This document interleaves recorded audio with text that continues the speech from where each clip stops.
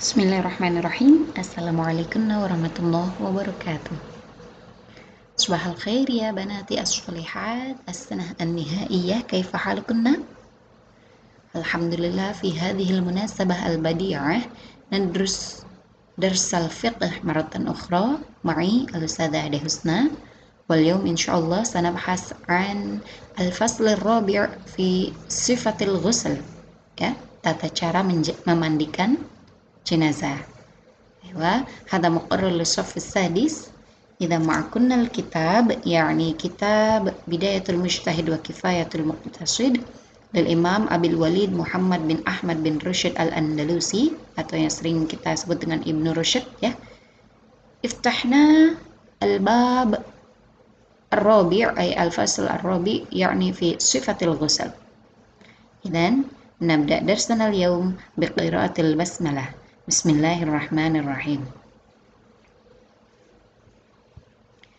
Oke, Ustadzah coba menjelaskan dengan menggunakan PDF, ya, karena minggu lalu yang kitabnya ada di rumah itu hanya 2 orang, selebihnya itu kitabnya masih di pondok. Oke, mudah-mudahan ini pakai PDF pun mudah-mudahan kita bisa memahaminya dengan baik. Oke, bismillahirrahmanirrahim. Al-faslur rabi fi sifatil ghusl, ya, ini bab keempat tentang sifatul ghusl, tata cara memandikan jenazah, ya. Minggu lalu ini yang sudah kita pelajari di atasnya sebelumnya. Bagi yang punya kitabnya silahkan dicocokkan saja, ya. Sebelumnya itu kemarin minggu lalu kita sudah belajar tentang, masih ingat apa? Oke, tentang fiman yajuzu an yughassilal mayyit, siapa saja yang dibolehkan untuk memandikan jenazah, ya. Yang laki-laki baiknya dimandikan oleh laki-laki dan perempuan juga baiknya dimandikan oleh perempuan, ya. Sementara Abu Hanifah berpendapat bahwasanya seorang suami tidak boleh memandikan istrinya karena, ya, itu kiasan ala tolak, dikiaskan dengan talak, ya. Meninggalnya istri itu dikiaskan dengan talak. Jadi setelah istri meninggal, suami bisa menikahi saudara-saudara perempuannya, ya. Itu bagi mazhab Abu Hanifah. Oke, mubasyaratan lintihazil fursah, ya, untuk mempersingkat waktu langsung saja kita mulai. Naz'ul qamis fil ghusl. Nah, ini yang pertama kita bahas di bab keempat ini adalah apakah komis, ya, baju pakaian si mayit itu nazar, ditanggalkan, dicopot, dilepaskan fil ghusl, ketika dimandikan, ya. Wa fi hadzal fasl masail. Nah, di bab ini ada beberapa perkara, ada beberapa masalah. Ihdaha, diantaranya, hal yunza'u 'anil mayyiti qamisuhu idza ghusila am yusalu fi qamisihi, ya. Apakah si mayit bajunya yunza' dilepaskan, ya, pakaiannya dilepaskan, dibuka, idza ghusila ketika dimandikan, am yusal fi qamisihi, ataukah mayit itu dimandikan dalam keadaan berpakaian.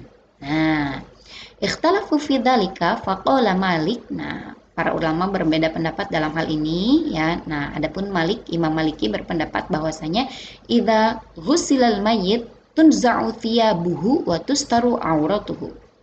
Ketika mayit dimandikan itu tunza', bajunya dicopot, ditanggalkan, ya, dilepaskan. Siab jamak min saub, saubun saubani siabun, ya.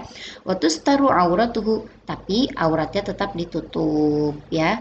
Jadi bajunya dilepas tapi aurat yang tidak boleh kita lihat itu tetap harus ditutup. Wa bihi qala Abu Hanifah, dan sependapat dengan Abu Hanifah. Abu Hanifah juga sependapat dengan Imam Maliki, ya, seperti itu. Wa qala Syafi'i. Nah, sedangkan Imam Syafi'i yughsalu fi qamisihi, mayit jenazah dimandikan dalam keadaan berpakaian, ya. Wasababu ikhtilafihim taraddud ghuslihi sallallahu alaihi wasallam fi qamisihi baina an yakuna khassan bihi wa baina an yakuna sunnatan.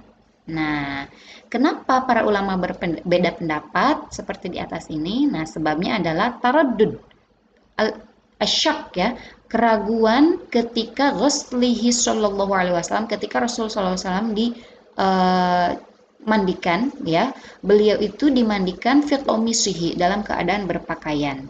Baina an yakuna khoson, nah apakah eh, ini menjadi suatu kekhususan bihi untuk Nabi ya, jadi dikhususkan untuk Nabi bahwasanya beliau seorang Nabi, seorang Rasul, jadi dimandikan dalam keadaan berpakaian, apakah ini khusus untuk beliau ya, wa baina an yakuna sunnah, ataukah ini merupakan kesunahan. Nah, kalau ini sunnah ya, yaitu Rasul SAW dimandikan jenazahnya dalam keadaan berpakaian. Kalau ini sunnah, tentu yang namanya sunnah itu kan baik untuk diikuti oleh umatnya.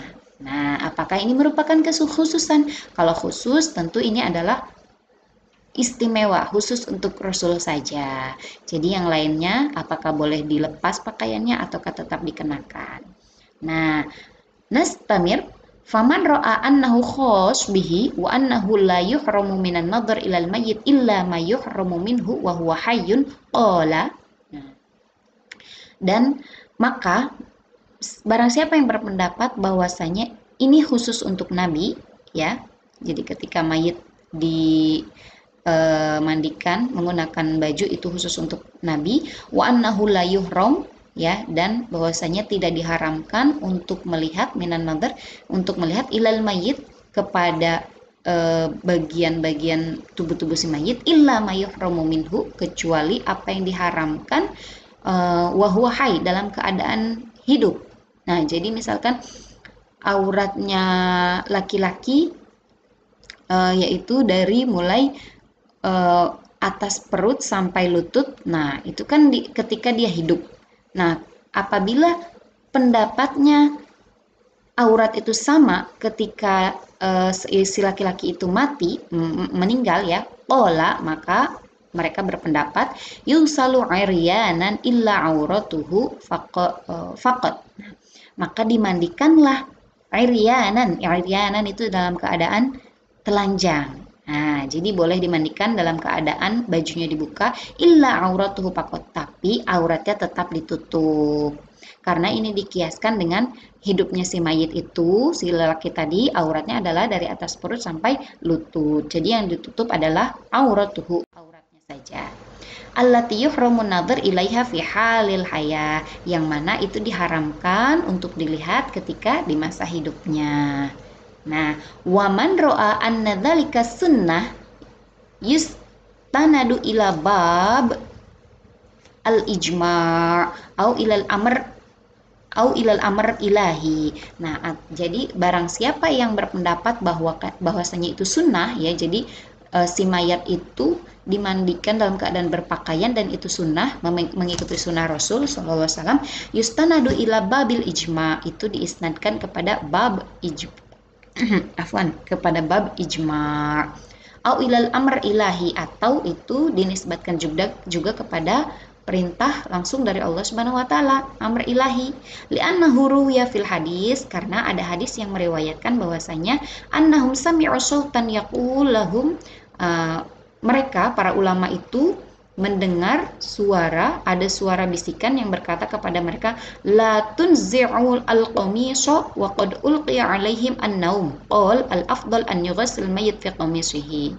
Jadi intinya ini adalah hadis yang mengatakan bahwa para ulama mendengar ada suara yang menyatakan bahwasanya la tunza'u, jangan melepaskan al-qamis ya, pakaian si mayit yang ketika mau dimandikan, waqad ulqiya alaihim an-naum, dan ternyata itu adalah suara bisikan ketika mereka tidur.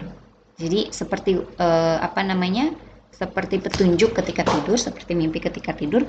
Wa qala al-afdal an yughassil al-mayyit fi qamisihi. Jadi afdalnya, yang lebih baik, al-ahsan, yang lebih utama adalah mayit dimandikan dalam keadaan berpakaian gitu ya. Coba kita lihat ini apa namanya, kemarin minggu lalu sudah kita pelajari ya dalam pelajaran hadis, footnote. Ini dalam bahasa Arab istilahnya hamish.